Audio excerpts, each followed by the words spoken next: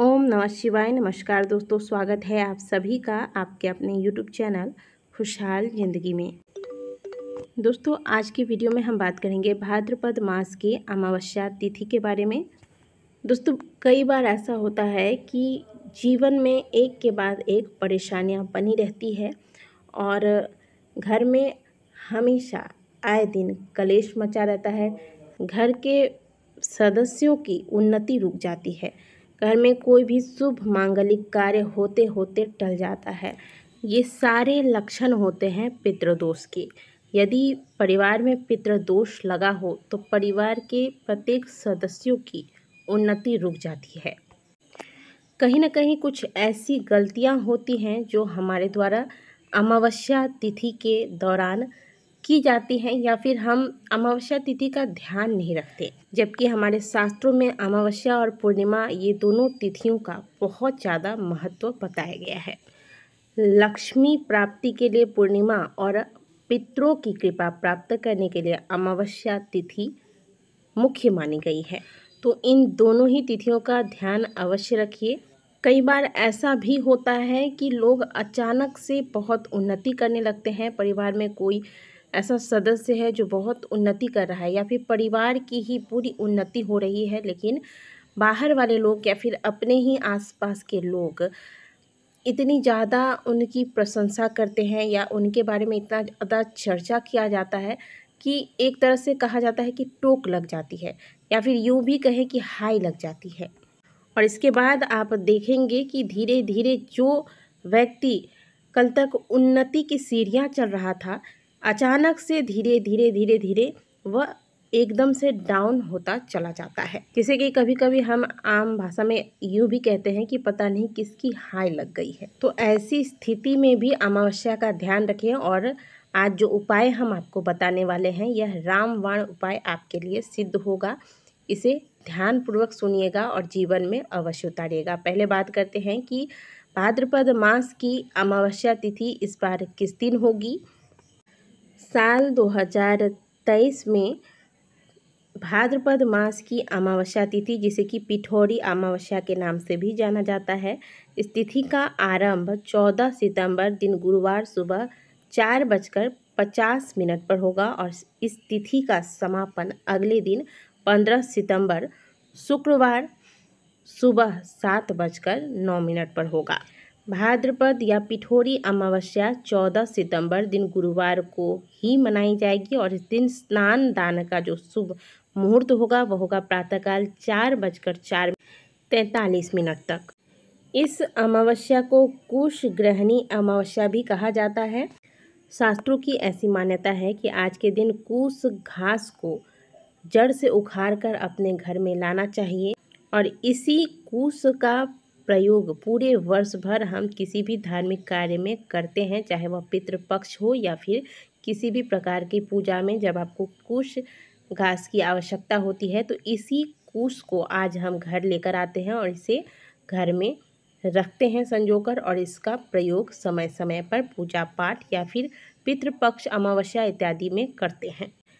तो कुशा अवश्य आज के दिन घर लेकर आइएगा। और कई स्थानों पर पंडित जी आकर घर में कुशा देकर जाते हैं, तो जैसा आपके यहाँ होता हो वैसा कर लीजिएगा। तो आज के दिन प्रातःकाल सबसे पहले तो जल्दी उठें। उठने के बाद घर की जो भी साफ़ सफाई है कर लें। घर के मुख्य द्वार को अच्छे से साफ़ कर लें। स्नान के जल में गंगा जल डालकर अवश्य स्नान कीजिएगा, क्योंकि अमावस्या पूर्णिमा ये दोनों ही तिथियों में गंगा स्नान या फिर किसी पवित्र नदी में डुबकी लगाने का विशेष महत्व होता है। अब प्रत्येक अमावस्या पूर्णिमा को तो हर किसी के द्वारा यह संभव है नहीं, तो आप स्नान के जल में गंगा जल डालकर स्नान करें। स्नान के बाद आप जो भी दान वगैरह आपको निकालना है दान कर लीजिए। अब पूर्णिमा तिथि या अमावस्या तिथि में पीपल पूजन का विशेष महत्व है, तो आज के दिन पीपल पूजा भी आपको करना है। तो पीपल पूजा आपको कब करना है, ये भी आपका सवाल कई बार आता है। कई बार मैंने आपको जवाब भी दिया है वीडियो के माध्यम से। अभी भी बता देती हूँ कि इतना उजाला हो जाए जब कि आप किसी का चेहरा अच्छे से देख पाएँ, ऐसे समय में आपको पीपल पूजन प्रातःकाल करना है। तो अभी जैसे कि बहुत ज़्यादा गर्मियाँ चल रही हैं, तो लगभग 5:30 बजे तक तो हर जगह इस प्रकार का उजाला हो जाता है प्रातःकाल कि आप किसी का चेहरा आसानी से देख सकें। तो आपको इसी समय में पीपल पूजन करना है। क्या करना है, 1 लोटा जल लीजिएगा, इसमें थोड़े से मिश्री के दाने डाल दीजिएगा, काला तिल डालिएगा और थोड़े से चावल के दाने जो टूटे हुए ना हो। इस प्रकार से जल का लोटा तैयार करके पीपल वृक्ष के पास जाइए। जिस पीपल वृक्ष की पूजा करते हैं वो थोड़ा विशाल और पुराना हो, ऐसा पीपल वृक्ष चुनें। आजकल तो लोग गमले में ही लगाकर आरंभ कर देते हैं पूजा करना। इस प्रकार के पीपल पूजा का कोई फल प्राप्त नहीं होता है। तो किसी विशाल वृक्ष के पास जाइए, यह पीपल के वृक्ष पर आपको यह जल अर्पित करना है। पीपल में यह जल अर्पित कीजिए और इसके बाद 7 परिक्रमा पीपल वृक्ष की कर लीजिए।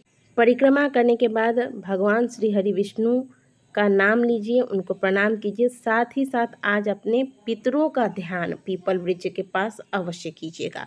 भगवान श्री हरि विष्णु से, भगवान नारायण से अपने पितरों की आत्मा शांति के लिए प्रार्थना करें। यदि आपके पितृ अतृप्त हैं तो आप जीवन में कभी तरक्की नहीं कर सकते। इसलिए प्रत्येक अमावस्या पूर्णिमा पर पितरों का ध्यान पीपल वृक्ष के नीचे जाकर अवश्य कीजिए। इसी प्रकार से जल चढ़ाइए और फिर नारायण भगवान से पितरों की आत्मा शांति के लिए प्रार्थना करें। हो सके तो घर के जितने सदस्य हैं सभी जाकर पीपल वृक्ष में जल चढ़ाएं। परिवार के जितने सदस्य हैं सभी के सर से पांव तक एक काला धागा लेकर नाप कर आप रख लीजिए। अगर कोशिश कीजिएगा, अगर हो सके तो परिवार के सभी सदस्य जाकर इस उपाय को करें, नहीं तो कोई एक सदस्य भी कर सकता है।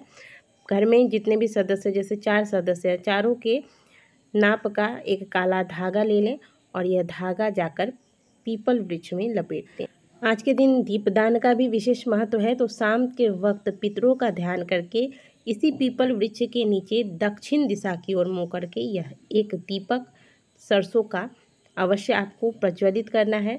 दूसरी बात, अगर आप पितृदोष से बहुत परेशान हैं तो एक कटोरा ले लीजिएगा, छोटा सा पात्र, कटोरा या प्लेट, इसमें चावल भर कर रख लीजिएगा। इसके ऊपर एक टिकिया आपको कर्पूर की रख देनी है और इसे आप घर में कहीं एक सुरक्षित स्थान पर रख दें जहाँ पर कोई जीव जंतु या फिर कीट पतंग मुँह न लगाए। चाहे तो आप इसे ढककर भी रख सकते हैं। इसे आप पूरे अमावस्या में पूरे दिन कभी भी रख सकते हैं और इसे यूं ही रात भर रखे रहने दीजिए। अगले दिन प्रातःकाल, अमावस्या के बाद वाले दिन प्रातःकाल जैसे आप उठते हैं, उठने के बाद स्नान कीजिए। यह जो कटोरे में आपने चावल और कर्पूर रखा था, इसे लेकर जाइए अपने घर के मुख्य द्वार के पास और मुख्य द्वार के बीचों बीच इसे रखकर पितरों का ध्यान करके इस कर्पूर को जला दें। जब यह कर्पूर अच्छे से जलकर ठंडा हो जाए, इसके बाद इस चावल को, जो कर्पूर के साथ आपने चावल रखा था, यह चावल को आप किसी पीपल वृक्ष के नीचे ले जाकर डाल दीजिए। इस उपाय को करने से भयंकर से भयंकर पितृदोष भी समाप्त हो जाता है। तो इस उपाय को भी अवश्य कर लीजिएगा। अब कुछ ऐसे कार्य हैं जो आज के दिन आपको नहीं करना है। जैसे आज के दिन मांस मदिरा का सेवन न करें, शुद्ध सात्विक भोजन लें, बाल धोकर स्नान नहीं करना है, हजामत आदि नहीं करना है, नाखून नहीं कटवाने हैं और आज के दिन हो सके तो गौ माता को एक रोटी अवश्य खिलाएं। बस इतना सा कर लीजिएगा।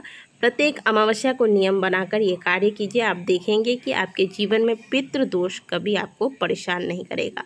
आशा करते हैं कि दी गई जानकारी आपको अच्छी लगी होगी। वीडियो अच्छी लगी है तो वीडियो को लाइक कीजिएगा। कमेंट बॉक्स में हर हर महादेव अवश्य लिखिएगा।